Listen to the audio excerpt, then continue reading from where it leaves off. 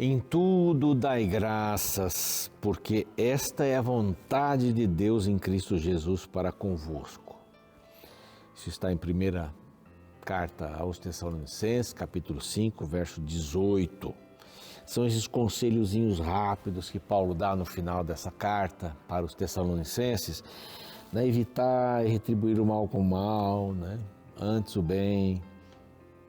Regozijai-vos sempre, orai sem cessar. E agora, em tudo, dai graças. Pelo copo de água, pela água, em tudo dai graças. Pelo ar que a gente respira, em tudo. Até nas coisas ruins que acontecem com a gente, até nas coisas ruins. Porque a gente não tem a perspectiva do que está pela frente. Não é? O perder o emprego pode ser uma razão bem legal para você montar um negócio. Cair numa cama pode ser um momento muito especial para você refletir na vida, porque para Deus o que mais importa é a sua salvação eterna. Então, coisas ruins podem não ser coisas ruins. Pense nisso. Em tudo dai graças. E ser uma pessoa grata é um antídoto para a inveja. É um antídoto para a inveja. Você olha, ai, como eu queria ter aquele negócio, ai, como eu queria fazer, ai, como eu queria, ai, se fosse meu, ai, se eu tivesse. Ser grato, eu tenho uma camisa. Graças a Deus eu tenho uma camisa, porque tem gente que não tem. Graças a Deus eu tenho pelo menos um braço. Tem gente que não tem os dois. Ou tem gente que tem os dois e não consegue mexer.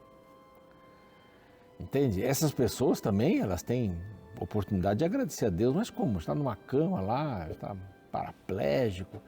Quantos paraplégicos fazem coisas incríveis com a pintura usando a boca, o pé? Sei lá, o pé não vai ser o caso aqui, né? De um paraplégico. Mas há pessoas que perdem os braços e trabalham com os pés. É impressionante, dá para fazer. Nós somos muito versáteis. Deus nos criou muito versáteis em tudo. Dai graças. Confie no Senhor. Essa é a palavra dele e este é o programa Reavivados por Sua Palavra aqui da TV Novo Tempo. Nós estudamos um capítulo da Bíblia a cada dia. E assim nós vamos. 1189 capítulos. 1189 capítulos. Que coisa impressionante. A gente lê a Bíblia aqui, uns 3 anos e pouco, né? E já fizemos isso uma vez, estamos na segunda vez agora. E vamos seguindo em frente, Nós temos muito caminho aí. A gente não para de ler a Bíblia. Por isso que o programa não para também. Nós não vamos mudar o enredo do programa aqui. É um capítulo por dia. Mesmo que ele esteja ligado com o anterior, o da frente, não importa. Vamos estudar com você um capítulo da Bíblia por dia. Está pronto? Daqui a pouquinho nós vamos para o capítulo 3 de Eclesiastes. Mas antes, eu queria dizer onde é que nós estamos. As plataformas onde nós estamos. Estamos na TV às 6 da manhã com o Inédito, 11h30 da noite e 3 da manhã. Nós estamos no YouTube, lá o nosso canal é Reavivados por Sua Palavra NT. E eu quero fazer um convite para você ir para lá, se inscrever no canal, se é que você não está inscrito ainda. E compartilhe o link do canal com as outras pessoas, compartilhe o link do capítulo que você achou que poderia ajudar alguém com as pessoas queridas aí que você deseja ajudar. E converse com os outros sobre a Bíblia e como elas poderiam se enturmar mais com outras pessoas que querem estudar a palavra. Temos um grupo bem legal ali no YouTube. Estamos também no NT Play, tem outros conteúdos além dos da TV. Estamos no Deezer, no Spotify, desde Gênesis 1 até o capítulo de hoje, que é Eclesiastes 3 também. Mas há um grupo de pessoas que a gente tem que, assim, agradecer, honrar, porque nos apoiam a pregar o Evangelho em português e espanhol para todo mundo, são os Anjos da Esperança. Se você também quer fazer parte desse grupo, olha, tem um WhatsApp aqui, é só dizer, escrever, né? Quero fazer parte, eu quero ser um Anjo da Esperança. Você vai receber o material sobre isso. E também agradecer aos Anjos da Esperança e à Rede Novo Tempo por providenciar estas revistas incríveis de estudos da Bíblia. Aqui é sobre a criação, é para crianças, Superlupa, uma viagem ao mundo em 7 dias. São os dias da criação mais o dia de descanso. É gratuita essa revista, vai pelo correio, você pede por este outro WhatsApp que aparece aqui na tela. Nós vamos para o intervalo, na volta então vamos estudar o capítulo 3 de Eclesiastes.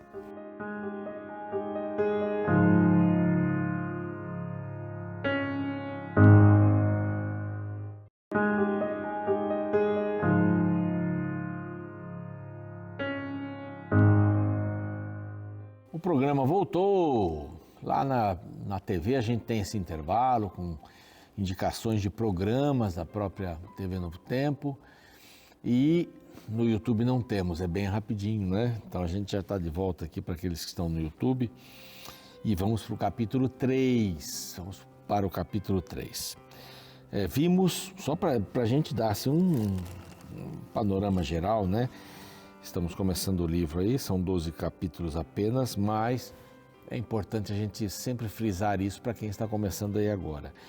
A mensagem do livro é: abandonem as futilidades do pecado e do mundo, não é? E deposite a sua fé em Deus. Salomão, o velho Salomão aqui, que fala de assuntos inclusive bem atuais, mas o velho Salomão, ele está dizendo assim, tudo é vaidade. Tem esse verso inicial aqui, né? Vaidade de vaidades, o pregador, vaidade de vaidades, tudo é vaidade, tudo é fútil, tudo é bola de sabão. Puf, não é nada. Tem aparência, mas não é nada. Absolutamente nada. Nada muda, nada é novo. Tudo se repete, nada é compreensível. Então, aí está o Salomão velho dizendo, eu fiz muita coisa errada, eu corri atrás daquilo que não me alimentava espiritualmente, eu adorei outros deuses, eu casei com muitas mulheres sem afeto, meus olhos nunca viram alguma coisa negada, o meu coração nunca teve negado uma alegria, eu fiz de tudo, eu conhecia tudo. As pessoas tinham que ficar correndo atrás de mim porque eu sabia de tudo. Mas tudo isso é vaidade. Tudo que passa debaixo do sol é como correr atrás do vento. Você não pega o vento. Você não estoca o vento. Você não guarda o vento. Não pega o vento. É assim. A vida daquele que vive só debaixo do sol, que não tem a ligação com o eterno, com o divino. Então é mais ou menos nessa ideia. Ele disse, eu tive posses, eu tive tudo, eu fiz isso, comprei um monte de coisa. E eu trabalhei com a sabedoria, mas eu conhecia a tolice, a futilidade, e a sabedoria é maior do que tudo. E no final ele diz assim, olha, trabalhar para os outros desfrutarem, isso também é bobagem. Eu tenho que desfrutar, e Deus quer que eu desfrute. Verso 24 do capítulo 2. Nada melhor para o homem que comer, beber, fazer da sua própria alma, que a sua própria alma goze o bem do seu trabalho. Mas se você fazer para os outros só, desfrutarem quando você morrer, viva com Deus. E Deus dá sabedoria, diz aqui no finalzinho. E agora é um capítulo bem interessante, porque ele diz assim, tem tempo para tudo. Não pense você que a vida não é regrada. Liberdade sempre envolve uma corda no pescoço. Se você só vai definir o tamanho dessa corda. Eu sou livre para beber, para usar drogas ilícitas. Sou livre. É livre? A corda tem um tamanho. Isso não é livre, não. Não é livre. Tem limites. Tudo tem limite. Aqui nessa terra, não tem nada ilimitado. Nada. Aqui debaixo do sol, tudo é vaidade, tudo passa. Tem limite. Você vai ficar velho. Você vai perder algumas forças. Você vai ficar decrépito. Você pode ser muito saudável, mas não é mais a mesma coisa, é o caso da vida. É assim, é o limite. E chega um dia que você descansa. Dorme o sono da morte, como diz a Bíblia. E espera a ressurreição. A primeira ou a segunda, né? Tomara que seja a primeira. Eu quero a primeira. A volta de Jesus. Aí, então ele vai dizer assim, o tempo. Tudo tem seu tempo determinado. Isso não quer dizer que Deus determina a nossa vida. Não é esse sentido. Mas tudo tem um tempo determinado. O dia, a noite, tem um tempo determinado. Tem colheita, tem plantio, tem um tempo determinado. Eu fui pastor de Itararé. Um grande abraço para todo mundo que mora naquela região, Itapeva, Itararé, Capão Bonito, Guapiara. Nossa, que lugares encantadores, né? Um pessoal que, fazendeiros ali, trabalhava na agricultura e tal. Tinha época que eles ficavam dizendo assim, puxa, não está chovendo, a semente não vai brotar. Na colheita, a preocupação, epa, está chovendo, vai estragar a colheita. Então são épocas, tem limite para tudo. Tempos determinados. E começa aqui, tempo determinado para quê? Para nascer e tempo determinado para morrer. São duas coisas diferentes da vida. Há tempo para plantar e tempo de arrancar o que se plantou. Então aqui tem várias considerações, né? São as estações, tempo de plantar e tal, de arrancar o que se plantou. A colheita pode ser aqui um dos... O povo tinha muito essas visões das estações, inclusive as festas de Israel eram baseadas nas estações, colheita e tal. É bem interessante essa visão aqui da Bíblia. Tempo de matar e tempo de curar. O que pode ser uma alusão a pestes e à guerra também. Há tempo de derribar e tempo de edificar.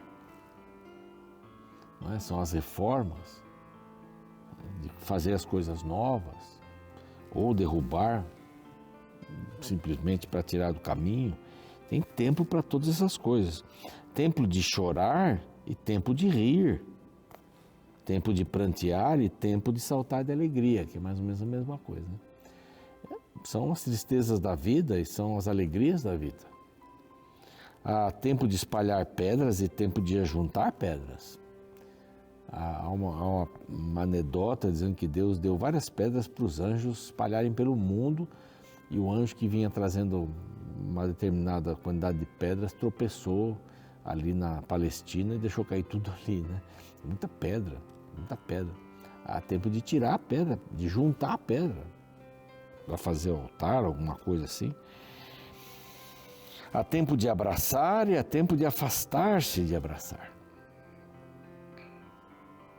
Há tempo de buscar e há tempo de perder. Há tempo de guardar, tempo de jogar fora, tempo de rasgar e tempo de coser. Aí alguns acham que é questão de se arrepender, né? Porque eles rasgavam as suas roupas, se arrependiam dos pecados e tal. Há tempo de calar e há tempo de falar. Nossa, bem precioso isso daqui, hein? Não é toda hora tempo de falar, é tempo de calar às vezes. É tempo de amar, tempo de aborrecer, se afastar, tempo de guerra e tempo de paz. E coloca vários contrastes da vida aqui para dizer assim, a vida não é só paz. A vida tem guerra. A vida não é só plantar, tem que colher. A vida não é só rir, há tempo de chorar. Não é só alegria, é tempo de prantear, que é a mesma coisa aqui. E aí vai, uma porção de coisas aqui que nós lemos. Então, Salomão está dizendo assim, a vida não é uma coisa só. A vida é composta de vários sentimentos, várias atitudes. Tem chuva, tem sol, tem inverno, tem verão, as folhas caem, as folhas são renovadas, há os frutos quando as folhas caem, há flores quando as folhas caem, há flores no inverno, há flores no verão, mas as estações mudam. E a gente tem que tirar o melhor do momento que a gente está vivendo, porque a gente não vai viver só numa bela terra de primor. Aqui não. Isso lá na eternidade, sim. Aqui depois ele começa a tirar várias conclusões, né? E fala que não tem problema desfrutar daquilo que a gente trabalhou, conseguiu, não é? E também que é dom de Deus que possa o homem comer, beber, desfrutar o bem de todo o seu trabalho. Verso 13, né? Sei que tudo quanto Deus faz durará eternamente.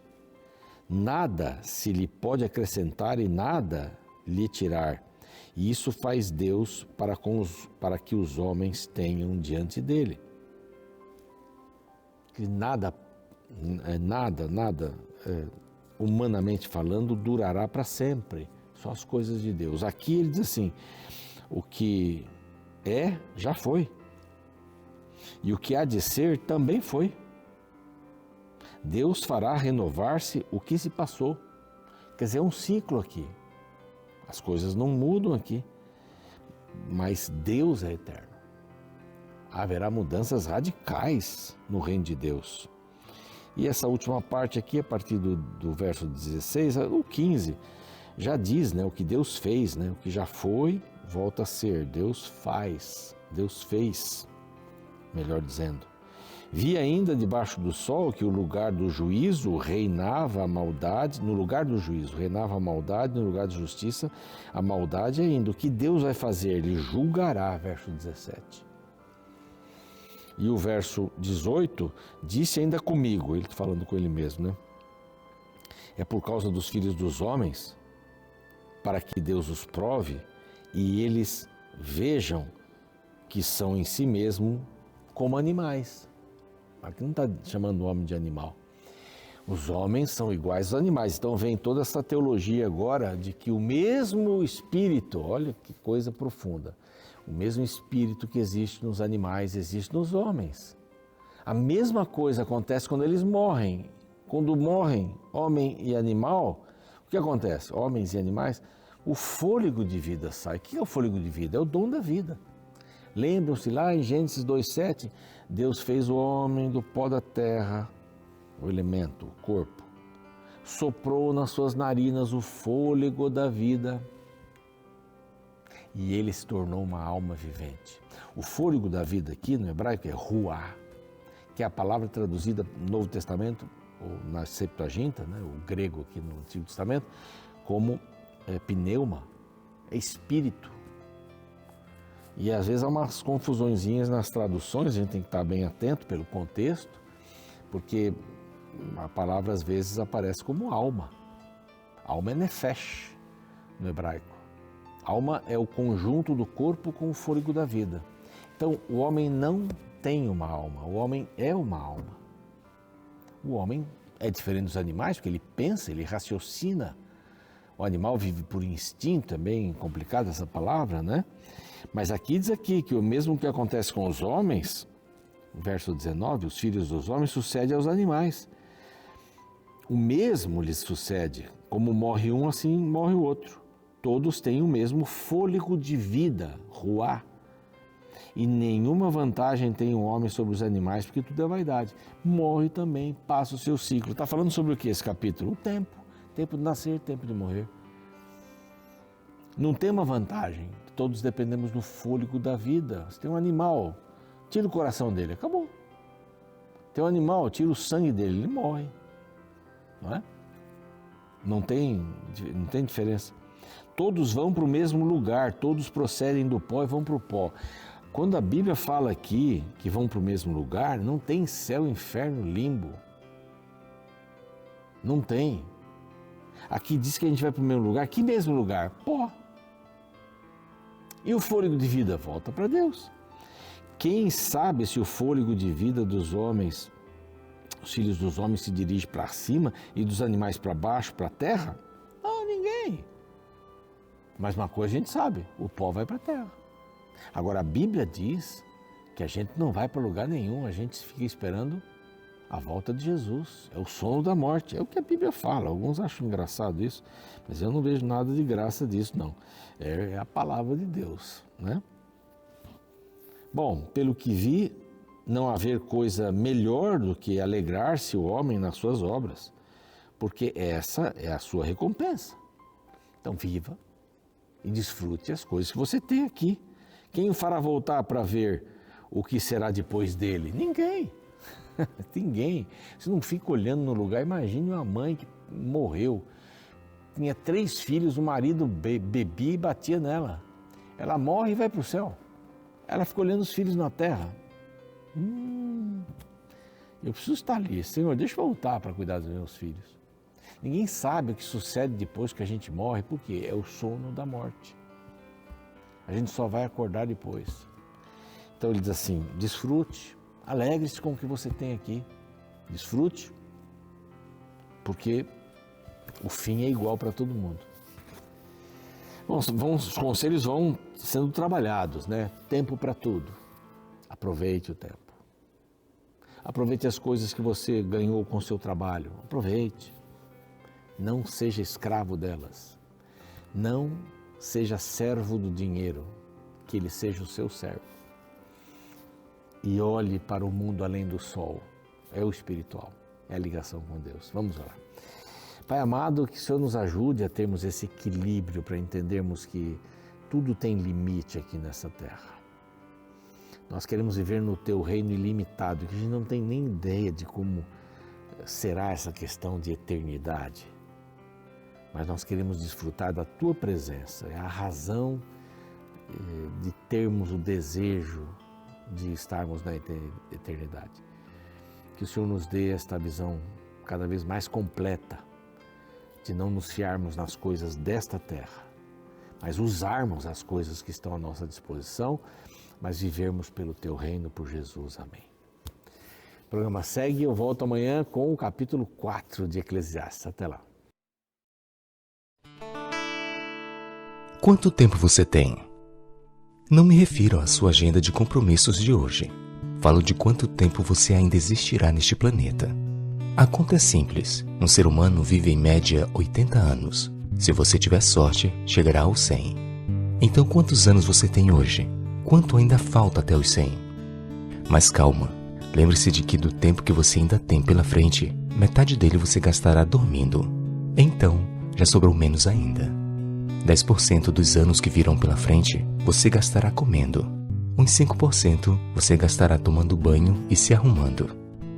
Os descontos só aumentam, pois você também gastará tempo trabalhando, dirigindo, estudando, navegando em redes sociais e diversas outras atividades, as quais consumirão o patrimônio mais importante que você tem, que é o seu tempo.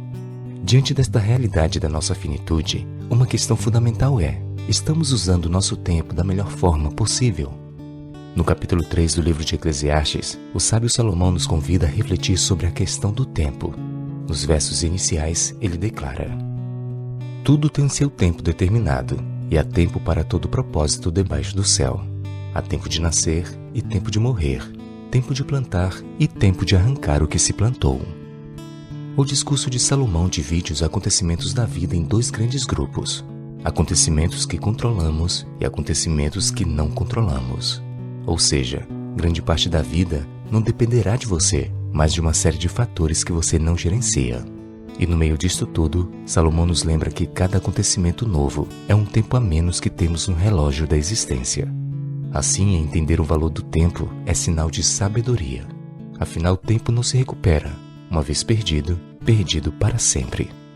Ainda nesta direção, me recordo de um texto muito bonito que li há um tempo atrás, o qual falava sobre a importância do tempo nas palavras a seguir. Para entender o valor de um ano, pergunte a um estudante que não passou nos exames finais. Para entender o valor de um mês, pergunte à mãe que teve um filho prematuro. Para entender o valor de uma semana, pergunte ao editor de uma revista semanal. Para entender o valor de uma hora, pergunte aos apaixonados que estão esperando o momento do encontro. Para entender o valor do minuto, pergunte a uma pessoa que perdeu o avião, o trem ou o ônibus. Para entender o valor de um segundo, pergunte a uma pessoa que sobreviveu a um acidente. Para entender o valor de um milissegundo, pergunte a uma pessoa que ganhou a medalha de prata nas Olimpíadas. Sim, o tempo é algo que não se recupera. Ele não espera por ninguém. Por isso, uma das artes mais necessárias da vida é a de organizar nosso tempo. Tem gente que gasta seu tempo de vida em atividades que não lhe acrescenta nada de útil. Vive como se nunca fosse morrer. Mas sabe, um dia nos deparamos com o relógio da vida e percebemos que nossa existência é muito breve mesmo. Por isso, cada segundo deve ser bem administrado, senão lamentaremos no final da vida pelo tempo desperdiçado. Como alguém bem resumiu, aproveite cada minuto, porque o tempo não volta. O que volta é a vontade de voltar no tempo.